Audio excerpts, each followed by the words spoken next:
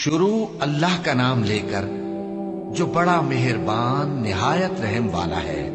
سچ مچ ہونے والی، وہ سچ مچ ہونے والی کیا ہے؟ اور تم کو کیا معلوم ہے کہ وہ سچ مچ ہونے والی کیا ہے؟ وہی کھڑکھڑانے والی جس کو سمود اور عاد دونوں نے جھٹلایا۔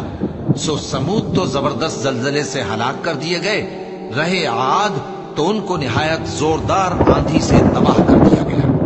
اللہ نے اس کو 7 رات اور 8 دن ان پر چلائے رکھا۔ تو اے مخاطب، تو ان لوگوں کو اس میں اس طرح گرے ہوئے دیکھتا جیسے کھجوروں کے کھوکھلے تنے، پھر کیا تو ان میں سے کسی کو بھی باقی دیکھتا ہے؟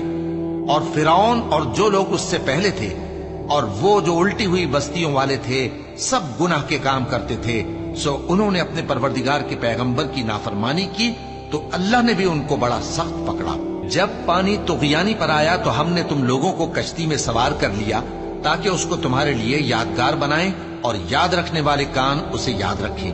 پھر جب سور میں ایک بار پھونک مار دی جائے گی اور زمین اور پہاڑ دونوں اٹھا لیے جائیں گے، پھر ایک بار ہی توڑ پھوڑ کر برابر کر دیے جائیں گے، تو اس روز ہو پڑنے والی یعنی قیامت ہو پڑے گی، اور آسمان پھٹ جائے گا تو وہ اس دن کمزور ہوگا، اور فرشتے اس کے کناروں پر ہوں گے، اور تمہارے پروردگار کے عرش کو اس روز 8 فرشتے اپنے اوپر اٹھائے ہوں گے۔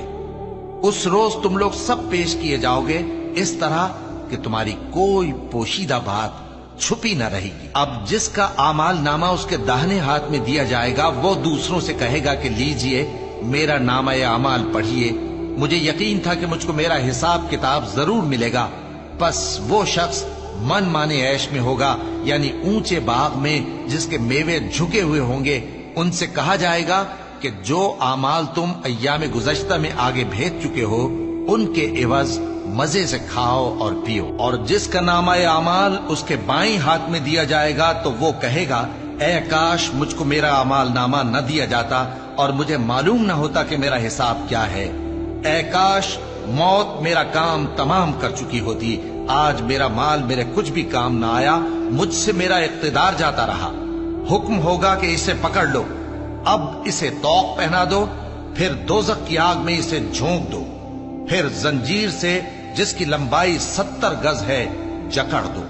یہ نہ تو اللہ عظمت والے پر ایمان لاتا تھا اور نہ فقیر کے کھانا کھلانے کی ترغیب دیتا تھا، سو آج اس کا بھی یہاں کوئی دوست نہیں اور نہ اس کے لیے کوئی کھانا ہے سوائے زخموں کے دھون کے، جس کو گناہگاروں کے سوا کوئی نہیں کھائے گا۔ سو میں ان چیزوں کی قسم کھاتا ہوں جو تم کو نظر آتی ہیں اور ان کی جو تمہیں نظر نہیں آتی، کہ یہ قرآن ایک معزز فرشتے کا پہنچایا ہوا کلام ہے، اور یہ کسی شاعر کا کلام نہیں، مگر تم لوگ بہت ہی کم ایمان لاتے ہو، اور نہ کسی کاہن کا قول ہے، لیکن تم لوگ بہت ہی کم غور و فکر کرتے ہو۔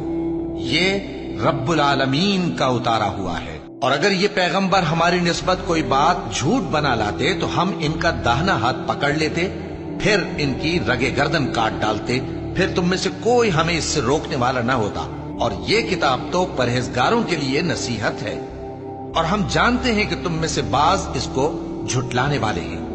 نیز یہ کافروں کے لیے موجب حسرت ہے، اور کچھ شک نہیں کہ یہ یقین کرنے کے لائق ہے۔ سو تم اپنے پروردگار عظیم کے نام کی تسبیح کرتے رہو۔